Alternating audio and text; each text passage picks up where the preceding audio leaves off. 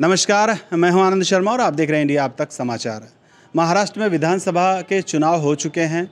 महायुति की भारी जीत हो चुकी है, जिसमें भी बीजेपी ने उस जादुई आंकड़े को छूने का प्रयास किया है जिसके बाद सरकार बन सकती है। फिल्म तो आप लोगों ने देख ही ली है, लेकिन आज हम आपसे आपकी मुलाकात करवाएंगे पर्दे के पीछे रहकर फिल्म बनाने वाले और उसे हिट कराने वाले एक ऐसे व्यक्ति से जिसका नाम है अरविंद देशमुख। अरविंद देशमुख जी हमारे साथ हैं। इन्होंने रावेर मतदार संघ, जो अमोल जावले का मतदार संघ था, भारतीय जनता पार्टी बहुत दिनों से वहाँ पर पीछे थी, मतलब पिछले 5 सालों में तो वहाँ पर कांग्रेस पार्टी के ही उम्मीदवार जीत कर आए थे। पहले हरिभाऊ जावले वहाँ के सांसद हुआ करते थे, रावेर से विधायक भी बने हुए, लेकिन बीच में कुछ कारणों की वजह से वो सीट बीजेपी के हाथ से निकल गई थी। अभी अरविंद देशमुख ने जादू कुछ ऐसा किया है कि वो सीट वापस से आ चुकी है भारतीय जनता पार्टी के पास। तो उनसे जानकारी लेंगे कि उन्होंने ऐसा क्या करिश्मा किया। सर, सबसे पहले तो आपको बहुत सारी बधाइयाँ। रावेर बहुत सारे लोगों के मन में थी कि ये सीट नहीं आ सकती है, आपने जादू कैसे किया? ये जादू तो गिरीश भाऊ महाजन यांचा आहे। जे गिरीश भाऊंची जादू खरी म्हटले तर त्या ठिकाणी चालवून गेली। गिरीश भाऊंनी सांगितलं होतं की अमोल जावळे यांना आपल्या कुठल्याही परिस्थितीमध्ये निवडून आणायचं आहे आणि म्हणून आमच्या विधानसभा सर्व निवडणुका एकाच टायमाला असल्या कारणाने ते त्या ठिकाणी स्वतंत्र जबाबदारी त्यांनी मला दिली की त्या ठिकाणी तू जाऊन बस। आणि मी जवळजवळ 42-43 दिवस त्या ठिकाणी मुक्काम केला, सूक्ष्म नियोजन केलं। सर्व जवळजवळ 182 कॉर्नर मीटिंग त्या ठिकाणी झाल्या। मीटिंग म्हणजे छोट्या मीटिंग झाल्या, एक 50 लोकांपासून तर 150-200 लोकांपर्यंत, पण छोटं काम केलं। पण ते काम इतकं मोठं झालं की तो रिझल्ट आपण पाहतात। म्हणजे मतदान जागृती ही मोठ्या प्रमाणात झाली आणि लोकांशी खूप चांगला संपर्क झाला। गिरीश भाऊंचे जे प्रमुख पदाधिकारी आहेत त्यांच्याशी संपर्क करून दिला आणि त्यामुळे हा जो मोठा विजय आहे, याच्या मागचे जे विजयाचे कारण आहेत ते छोटे कारण आहेत। ते छोट्या कार्यामुळे इतका मोठा विजय झाला। कुछ एग्जाम्पल्स बताएंगे आप, जो मुश्किलों का सामना करना पड़ा या जहाँ पे आपको मुश्किलें लग रही है और आपने वो सब कुछ आसान कर दिया?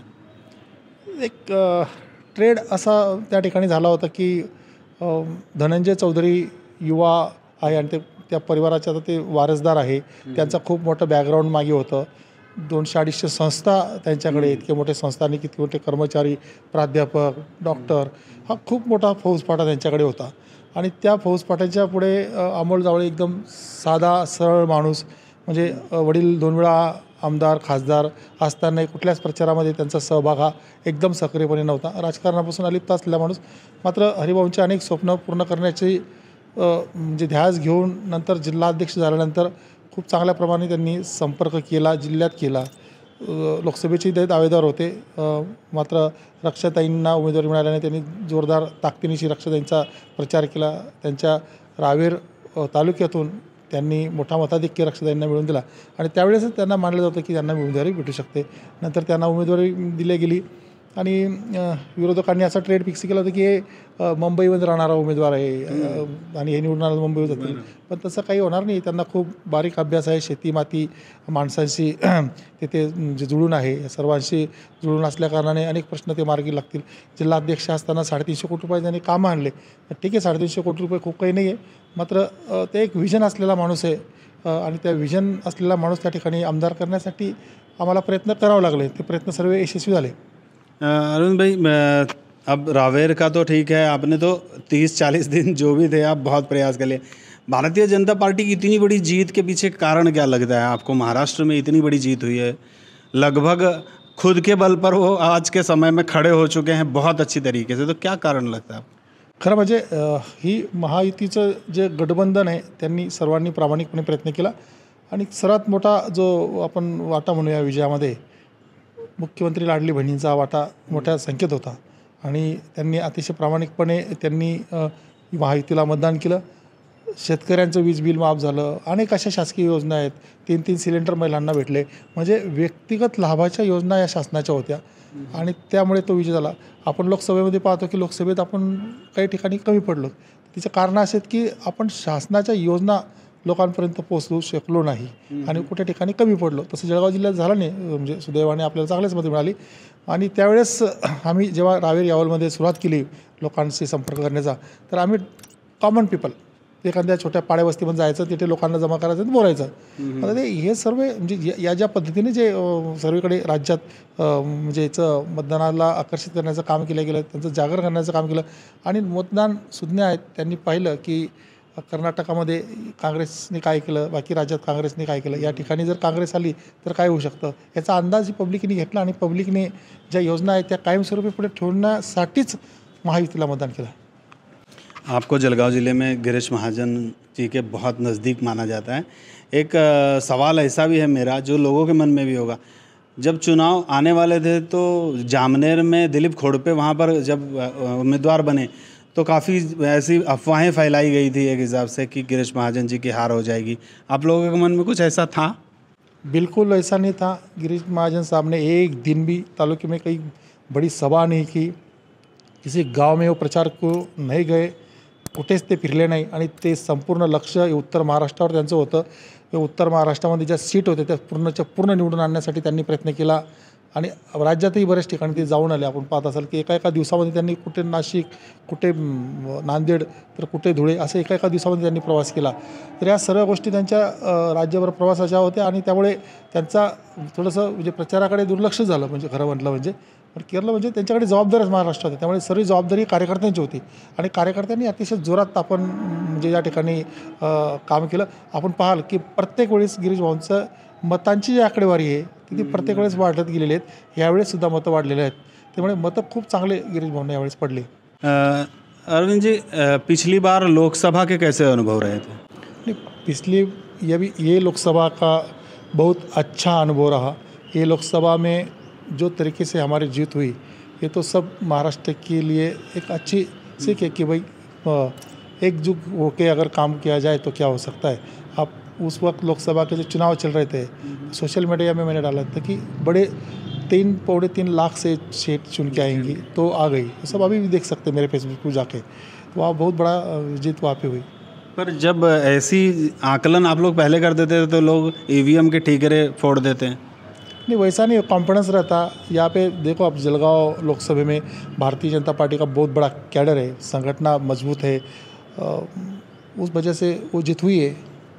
देशमुख साहब, इससे पहले भी दूध संघ का चुनाव हो, जेडीसीसी बैंक का चुनाव या और भी चुनाव, काफ़ी सारे चुनाव आपके ऊपर जिम्मेदारियों को देते हुए महाजन साहब के साथ हुए हैं. तो कैसे चुनाव हुए थे, कौन से चुनाव हुए थे, क्या उसमें संभावनाएं थी और क्या जीत हासिल? जळगाव जिल्हा दूध संघाची निवडणुकीची जबाबदारी ही माननीय गिरीश भाऊंनी माझ्यावर दिली होती. आणि ही जबाबदारी सांभाळत असताना फक्त 8 महिने आम्ही त्यावेळेस काम केलं. अतिशय मायक्रो प्लॅनिंग त्या ठिकाणी झाली होती. आणि ज्यावेळेस निवडणुकाच्या अगोदर म्हणजे मतदार यादी जाहीर झाल्यानंतरच मी म्हणजे बरेच सहकारी जे आता संचालक आहेत आणि प्रचारात होते, ते मी सांगितलं होतं की 231 मतं आपल्याला प्लस राहतील. आणि बिलकुल झालं तसंच, त्यापेक्षा जास्त मतं पडाली. आणि एक कुठले आपल्याला एक अंदाज येऊन जातो कुठली निवडणूक म्हटल्यानंतर काय असू शकतं, लोकांचा मूड कसा आहे आणि काय आपल्याला सोबत कोण असणार आहे. आणि त्याप्रमाणे झालं. जळगाव जिल्हा बँकेचा जो विषय, जिल्हा बँकेचा विषय झाला म्हटला तर जिल्हा बँकेचा विषय एक 2-3 महिन्यापूर्वीच आपल्याला याच्यात बदल करायचा आहे.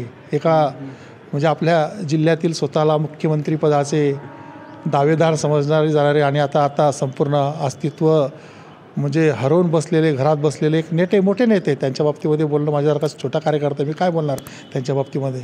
पण आज ती वेळ त्यांच्यावर आली घरात बसण्याची. तर ते म्हटले होते की आता यांच्याकडे काय आहे, यांनी जिल्हा बँकेतून हे पळून गेले.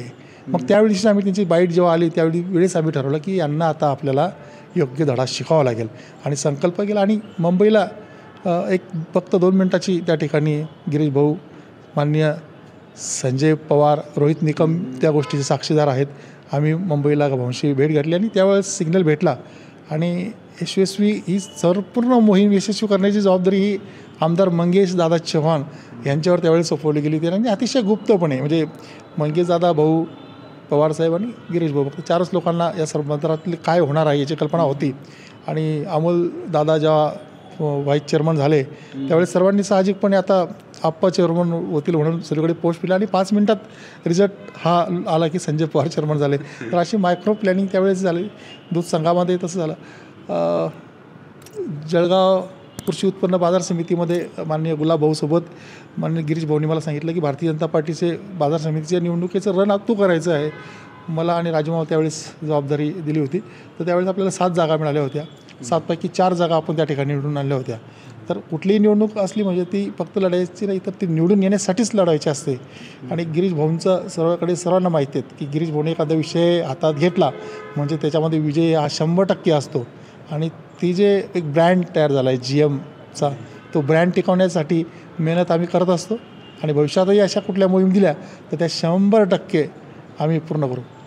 थैंक यू सर हमारे से बातचीत करने के लिए। ये थे अरविंद जी देशमुख जो रावेर के जीत के पीछे के डायरेक्टर हैं, ऐसा बोलना गलत नहीं होगा। और अरविंद देशमुख जो हैं वो सिर्फ यही नहीं, जलगांव में मंत्री गिरीश महाजन जी के साथ मिलकर काफ़ी सारी आरोग्य से रिलेटेड सुविधाएं भी दिया करते हैं। लाडली बहन योजना का जिक्र किया था, मैं आप लोगों को बताता चलूं कि लाडली बहन योजना मंत्री गिरीश महाजन जी के कार्यालय, जो बीजेपी का भी कार्यालय है, वहाँ से व्यवस्थित तरीके से लागू करवाना, महिलाओं को फॉर्म भरवाना, उनके सारे डॉक्यूमेंट्स को जमा करना, इनका काम भी अरविंद देशमुख किया करते थे। ऐसे कार्यकर्ता जिसके भी साथ रहेंगे उस पार्टी को कभी भी डरने की आवश्यकता नहीं होगी।